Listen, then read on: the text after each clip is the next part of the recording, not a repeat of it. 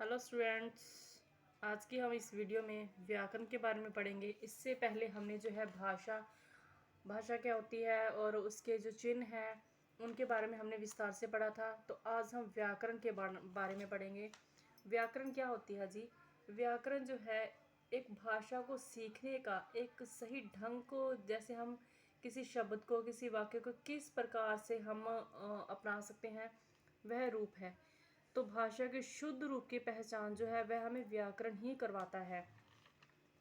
व्याकरण के बिना जो है हम भाषा को शुद्ध रूप से नहीं बोल सकते। ठीक है जी। भाषा को सही ढंग से पढ़ने के लिए, लिखने के लिए कुछ नियम होते हैं और जो ये नियम है वही व्याकरण कहलाते हैं। भाषा के जो शुद्ध रूप बोलने, लिखने और पढ़ने के लिए हमें जो है व्याकरण की आवश्यकता होती है।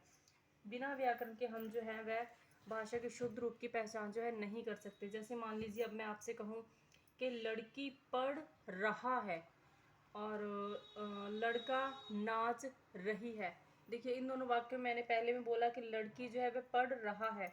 अब लड़की, अगर मैं इसे इस प्रकार से बोलूँ तो यह एक गलत वाक्य होगा। और इसका जो शुद्ध रूप है वह है लड़की पढ़ रही है और लड़का नाच रहा है। ठीक है जी। और इसके हम शुद्ध रूप को जानने के लिए हमें किसकी आवश्यकता होगी? व्याकरण की।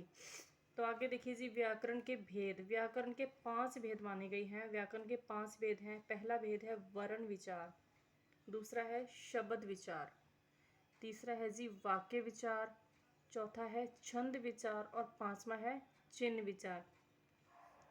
इन भेदों के माध्यम से हम जो है वह व्याकरण के बारे में सीखते हैं। देखिए जी, व्याकरण वर्ण विचार क्या है? भाषा की जो सबसे छोटी इकाई है वह क्या है? ध्वनि होती है। ध्वनि, जैसे हम मुख से कुछ बोलते हैं तो हमारे मुख से कई प्रकार की ध्वनियाँ जो हैं वह निकलती हैं। ठीक है जी। लिखी गई ध्वनियाँ जो है वह क्या? वर्ण कहलाती हैं। और वर्ण जो है उसके टुकड़े नहीं हो सकते। जब हम इन वर्णों को एक निश्चित क्रम में लिखते हैं तो इन्हें क्या कहते हैं? वर्णमाला। हिंदी की वर्ण जो है वह 2 प्रकार के होते हैं, स्वर और व्यंजन। क्या आपको पता है कि हिंदी में कितने प्रकार के स्वर होते हैं? हिंदी में जो है वह स्वरों की संख्या जो है वह 11 है। हाँ जी। जैसे छोटा आ, ई, उ, बड़ा उ, रो ऋषि, छोटा ए, बड़ा ए, छोटा ओ और बड़ा ओ। अ से लेकर ओ तक जो है वह स्वर कहलाते हैं और इन स्वरों की संख्या कितनी है? 11 है। इसके पश्चात है जी व्यंजन। व्यंजन की संख्या जो है वह 33 है। क से लेकर ह तक, जैसे क ख ग घ ड़ चो छो जो झ न ट ठ ड ढ न, ये जो है वह व्यंजन कहलाते हैं। ठीक है जी। और इनकी संख्या कितनी है? 33। स्वर 11 और व्यंजन जो है वह 33 है। और हिंदी वर्णमाला में इसके अतिरिक्त कुछ और वर्ण भी हैं। ये देखिए जी नीचे, छोटा अंग, बड़ा अंग। यह जो है छोटा अंग जो है उसे अनुस्वार कहा जाता है और बड़ा अंग जो है उसे विसर्ग कहते हैं। ये जो है ये ना तो स्वर है और ना ही व्यंजन है। एग्जाम्पल, उदाहरण के लिए देखिए, जैसे अंक, अंग, अंत, प्रातः, अतः आदि। नेक्स्ट देखिए अ, अंग। इसके ऊपर देखिए चंद्र बिंदु लगाया है और इसे जो है वह अनुनासिक कहते हैं। ठीक है जी। और इसे क्या कहते हैं? चंद्र बिंदु। जैसे कि आँख, गेहूँ, चांद आदि जो है इसके उदाहरण हैं। नेक्स्ट है आगत स्वर।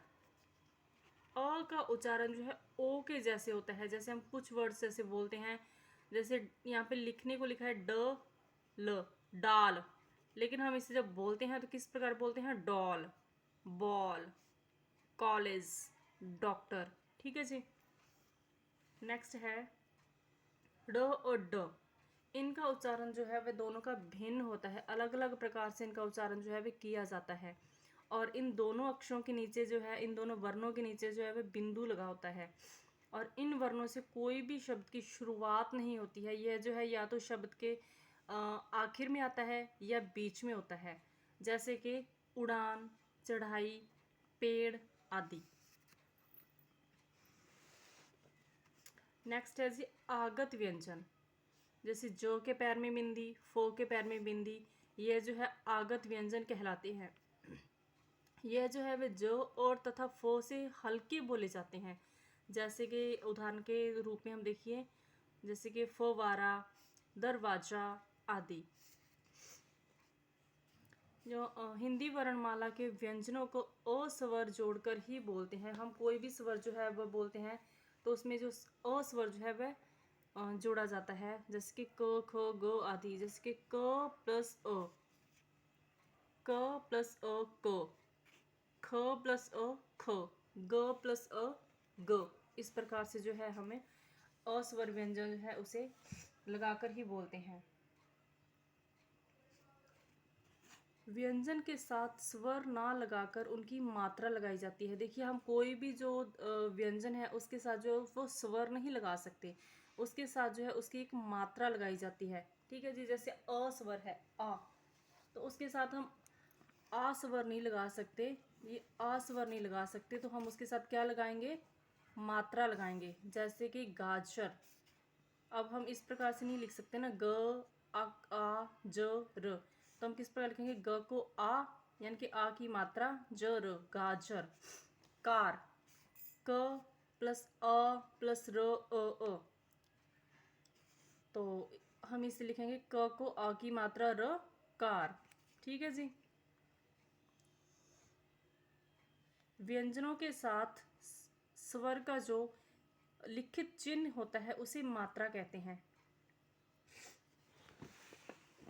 नेक्स्ट देखिए जी, व्यंजन में यह चिन्ह जो है वह वर्ण के पहले, कुछ जो है वर्ण के बाद, कुछ वर्ण के ऊपर, कुछ वर्ण के नीचे और कुछ जो है वर्ण के बीच में लगते हैं। आपको चिन्ह तो पता ही होंगे, जैसे कि हिंदी में मात्रा है, जैसे अ की मात्रा, ई की मात्रा, ऊ की मात्रा, ए की मात्रा। ठीक है जी, ये जो है या तो चिन्ह के पहले लगते हैं, या पीछे लगते हैं, या बीच में लगते हैं, या वर्ण के जो है नीचे लगते हैं। ठीक है जी। अब देखिए, मैंने आपको पहले भी बताया था कि छोटा अ, इसकी जो है कोई मात्रा नहीं होती। ठीक है जी। आगे देखिए, बड़ा अ, ये उसका, ये जो उसकी मात्रा है। अब जैसे मैं इससे कोई वाक्य बनाऊं, मैं बना दूं जैसे कि क प्लस अ, यहाँ पे हमारी साउंड आ गई जी का, तो इससे हम कोई भी वर्ड बना सकते हैं, जैसे कि काको आर, कार। नेक्स्ट देखिए, छोटी ई की मात्रा, यह छोटी ई की मात्रा है। ठीक है जी। अब इससे हम कोई शब्द बनाते हैं, जैसे कि क प्लस